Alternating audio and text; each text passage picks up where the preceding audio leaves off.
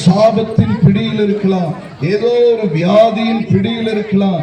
எந்த சூழ்நிலையில் இருந்தாலும் இயேசுவே எனக்கு உதவி செய்யும், இயேசுவே எனக்கு இறங்கும் என்று கூப்பிடுவீர்கள். ஆனால் நீங்கள் யாராய் இருந்தாலும் சரி, உண்மையாய் தம்மை நோக்கி கூப்பிடுகிற யாவருக்கும் அவர் சமீபமாய் இருக்கிறார். நீங்கள் எந்த சூழ்நிலையில் இருந்தாலும் இயேசுவே எனக்கு இறங்கும் என்று சொன்னால் அவர் இறங்கி வருவார், உங்களுக்கு பதில் கொடுப்பார்.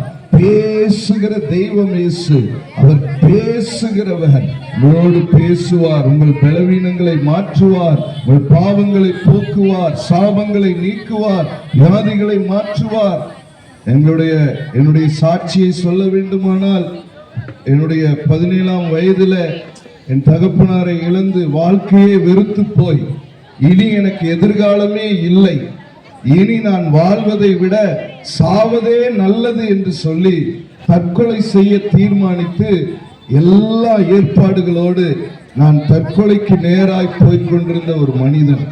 தற்கொலைக்கு நேராக நான் போய்கொண்டிருந்த நேரத்தில் இதே போல ஒரு மாலை கூட்டம் நடந்து கொண்டிருந்தது. என்னுடைய தாயார் என்னை அங்கே அழைத்து கொண்டு சென்றார்கள். அப்பொழுது ஆண்டவருக்கும் எனக்கும் சம்பந்தமே இல்லை.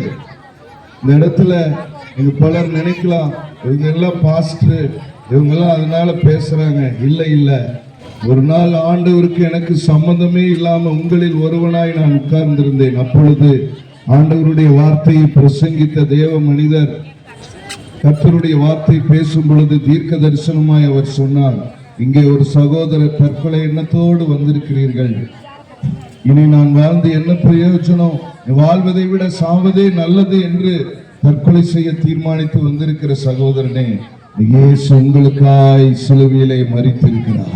இயேசு உங்களுக்காக சிலுவையிலே ஜீவனை கொடுத்திருக்கிறார். உனக்கு ஒரு நல்ல எதிர்காலத்தை இயேசு தருவார். எனக்கு யார் இருக்கிறார்கள், எனக்கு என்ன எதிர்காலம் இருக்கிறது, எனக்கு யார் உதவி செய்வார்கள் என்று நினைத்துக் கொண்டிருக்கிறீர்கள். உங்களுக்கு இயேசு உதவி செய்வார். அவருக்கு நீங்கள் இருதயத்திலே இடம் கொடுத்தால், இயேசு உங்கள் உள்ளத்திலே பிறந்தால், இம்மானுவேலராய் கூட இருப்பார் என்று சொல்லப்பட்ட போது, அன்றைக்கு முதல் முறையாக என் வாழ்க்கையில் இயேசுவுக்கு இடம் கொடுத்தேன். அன்றைக்கு முதல் முறையாக இயேசுவே உம்மை நான் ஏற்றுக்கொள்கிறேன், எனக்கு உதவி செய்யும் என்று சொன்ன போது, அன்றிலிருந்து ஆண்டவர் இம்மானுவேலராய் என் கரத்தை பிடித்தார். அன்றிலிருந்து இன்று வரை ஒரு சைக்கிள் கூட எனக்கு ஓட்ட தெரியாது. சாதாரண நிலைமையில் இருந்த இன்றைக்கு அடியேனை பல தேசங்களுக்கு ஆசீர்வாதமாய் பல இடங்களில் ஆசீர்வதித்திருக்கிறார். இன்றைக்கு உங்களுக்கும் அதே போல கர்த்தர் உங்களை ஆசீர்வதிப்பார். உங்கள் உள்ளத்திலே கிறிஸ்து பிறப்பதுதான் உண்மையான கிறிஸ்துமஸ். கர்த்தர் உங்களை ஆசீர்வதிப்பாராக. உங்கள் ஒவ்வொருவருடைய உள்ளத்திலும் ஆண்டவர் தங்கி இருந்து உங்களை நடத்துவாராக. மீண்டும் உங்கள் அனைவருக்கும் இனிய கிறிஸ்துமஸ் நல்வாழ்த்துக்களை தெரிவித்து கர்த்தர் உங்களை ஆசீர்வதிப்பாராக என்று வாழ்த்துகிறேன். God bless you. Thank you.